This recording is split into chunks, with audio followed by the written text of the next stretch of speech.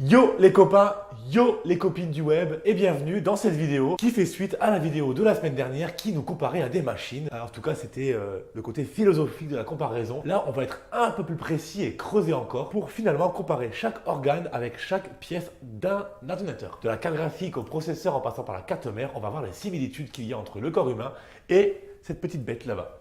Ok? Alors on y va.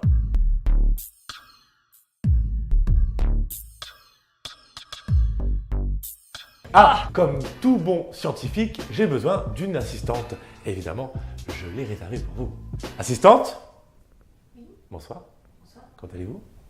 Très bien. Je m'en fous. T'es assistante, t'es pas ma pote. Assistante, montre ta peau.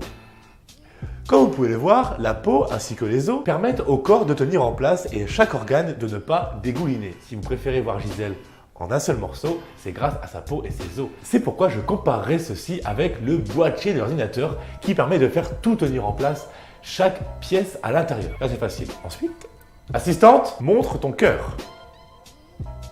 On n'est pas là pour ça, Gisèle. On est là pour la science. Ce que les gens appellent amour, c'est juste une réaction chimique qui permet aux animaux de se reproduire. Ça te frappe fort, Gisèle. Brise ce cycle, Gisèle. Lève-toi au-dessus de ça. Concentre-toi sur la science.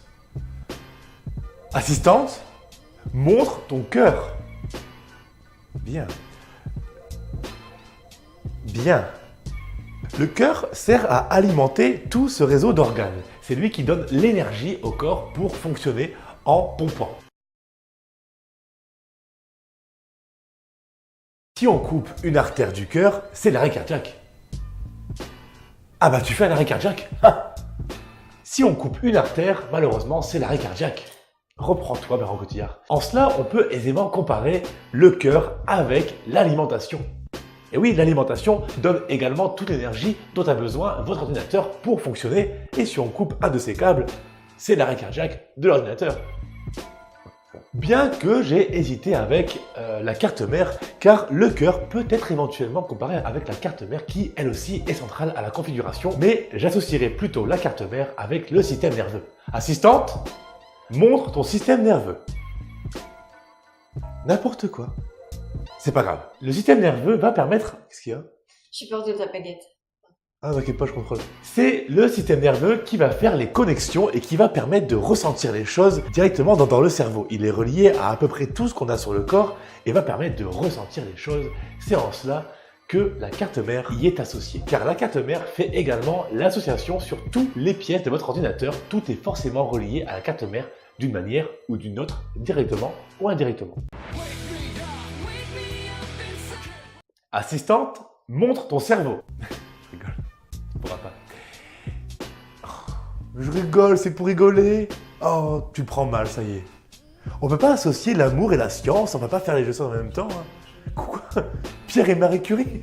Pierre et Marie Curie, je te parle science, tu me parles des écoles, ça n'a strictement rien à voir. Le cerveau, dans le corps, est donc responsable des calculs, des analyses, de toutes les informations qu'il peut y avoir autour de lui et qui permet la compréhension du monde dans lequel il vit. Ces calculs, ces processus, on les retrouve justement dans le processeur, car c'est lui qui va faire tous les calculs de la machine pour permettre de faire n'importe quel mouvement. Grâce à lui, vous pourrez faire de nombreux calculs et de nombreuses opérations. Plus le processeur est puissant, plus il pourra faire de calculs. Plus un cerveau est développé, plus la personne sera intelligente et pourra faire plus de calculs, plus d'analyses et comprendre le monde dans lequel elle vit. Dans une configuration, on retrouve également les ventilateurs. Assistante, montre tes ventilateurs. Quoi? On peut rigoler un peu. Okay. Si tu veux, pour me faire pardonner, tu peux faire la suite. On le fait ensemble? Allez, viens. Viens. Approche-toi, n'aie pas peur. Si, et un petit peu peur quand même, parce que la tronche est certain. Les ventilateurs, donc, comme j'allais en parler, sont responsables du refroidissement de votre ordinateur. Ça permet de le garder à la température idéale et empêcher que votre configuration surchauffe. Ce qui permet de réguler la température dans le corps, c'est la transpiration. C'est en cela que les ventilateurs peuvent être associés à la transpiration. Concernant notre mémoire, il en existe plusieurs. Tu te souviens? Oui.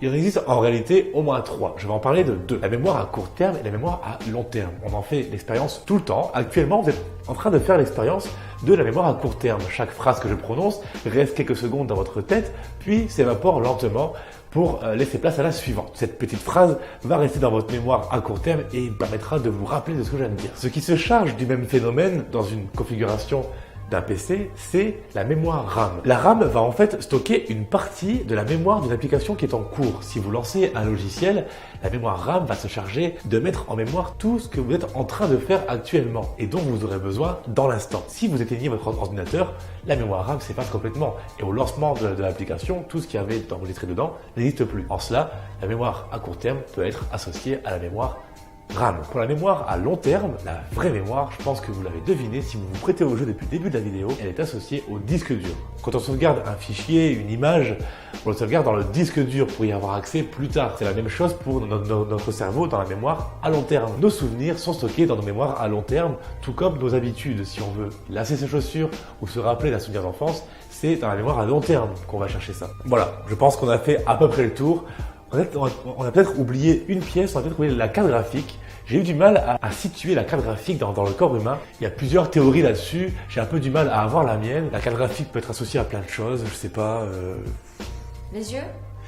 Les yeux, par exemple, la graphique se charge de ce qui est visuel dans une configuration, celle qui va afficher les choses, vulgairement parlant. Si vous lancez un jeu, par exemple, si vous voulez afficher plein de choses, des effets, c'est la carte graphique qui va s'en occuper. Mais si on débranche la carte graphique, on peut toujours lancer ce jeu. Ça fonctionne toujours. Un PC peut fonctionner sans carte graphique. Par contre, si on veut en demander plus à l'ordinateur, que ce soit en affichage ou en calcul aussi, on va brancher les cartes graphiques. Tu lances un jeu tout simple, des mineurs par exemple. Il va se lancer parce qu'il est super simple à faire, même sans carte graphique. Si on prend un jeu plus gourmand, le dernier Assassin's Creed par exemple, si on ne branche pas de carte graphique, le jeu va se lancer et afficher quelque chose. Ça va être saccadé, ça va être affreux, ça va être moche. Donc on aura besoin d'une plus grosse carte graphique pour un peu muscler tout ça. Je pense qu'en cela, les cartes graphiques peuvent être associées aux muscles, donner un peu plus de puissance au PC et lui permettre de calculer plus de choses et d'afficher plus de choses, que ce soit dans un jeu vidéo pour afficher plus d'effets ou que ce soit dans un logiciel de montage par exemple qui va permettre plus de calcul. Mais du coup, si on a fait le tour au niveau des pièces informatiques, Windows, qu'est-ce que ce serait? Windows pourrait très bien être la conscience de l'ordinateur. Quand je dis conscience, j'entends dans le sens étroit du terme. La conscience comme ce qui nous permet de voir, de toucher, d'avoir ces impressions-là. En somme, c'est un peu l'interface de notre cerveau. La conscience de l'homme peut être associé éventuellement à Windows. Il aura beau avoir tous les outils pour avoir conscience, justement, il faut bien qu'il affiche quelque chose, il faut bien qu'il ressente, entre énormes guillemets, quelque chose. Et si on pousse un petit peu le bouchon, on peut même associer l'intelligence à La programmation. la programmation.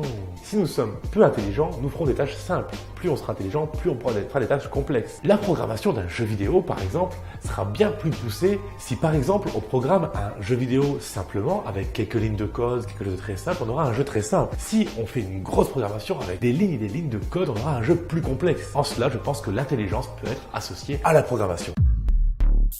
Et voilà, c'est la fin de la vidéo, j'espère que ça vous a plu. Alors si vous avez aimé, n'hésitez pas à mettre des commentaires. Et quoi d'autre? Je dis quoi? Je sais pas, moi, ils font ce qu'ils veulent, j'en sais rien, improvise. Et voilà, ça y est, c'est terminé. La vidéo... Bah non, c'est nul. J'espère que ça vous a plu. Et n'hésitez pas à laisser des commentaires, s'il vous plaît, sur tout ce qui vous a plu, sur ce qui vous a pas plu. Si vous avez des informations complémentaires à donner. Alors c'est tout. Voilà, moi ça m'a plu, c'était cool. Allez voir les autres vidéos, c'est gratuit, c'est pour moi. Bon bah nous on se dit peut-être à la semaine prochaine, en tout cas la semaine prochaine avec Enjoy. Cheers.